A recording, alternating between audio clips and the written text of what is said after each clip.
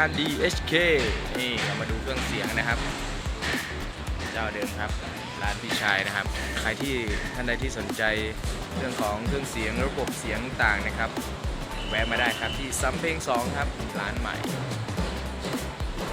จอดรถง่ายครับถนนกว้างครับมาเลือกชมดูได้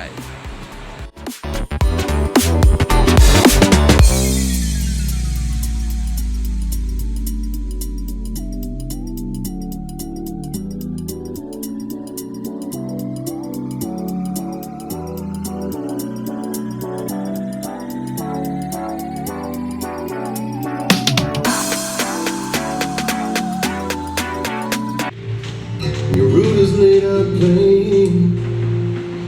going where the sun shines every day. No more heartache, no more pain.